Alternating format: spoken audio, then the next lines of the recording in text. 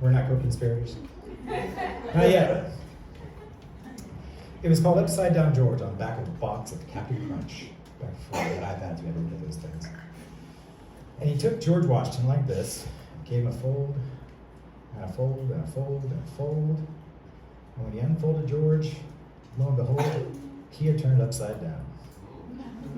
It's a bit of a crap trick, but I appreciate whoever said, whoa.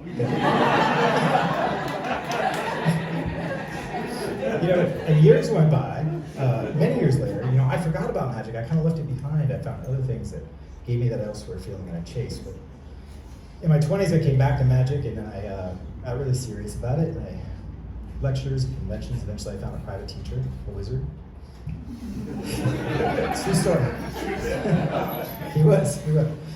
But late one night at a convention, I met this man from Poland, and we talked about Upside Down George. And he said, "Oh, have you seen this version?" And he did just what I did. Put the bill, and he folded up.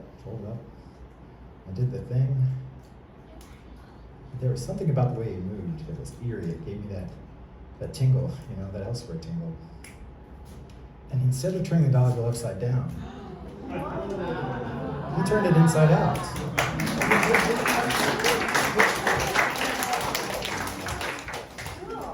Yeah, right? That's what I said. I'm like, cool. And then I paid him a lot of money to teach me the trick. And that's the thing that nobody tells you about learning magic is you beg, borrow, or steal, or buy at great expense. And many of the people the best in the world are con artists and card sharps and people who are doing things that were kind of unsavory, and they were forced to get very, very good at them because to do otherwise would mean they'd get caught. So I've rubbed elbows with people that I was not proud to rub elbows with, but they taught me neat stuff. Anyways, now you know what you're looking for. I can't leave it like this, or men will show up at my door in dark suits, asking me uncomfortable questions.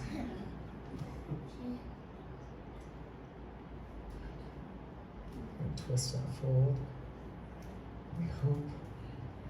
We pray. And we feel, I hope, the hope of astonishment.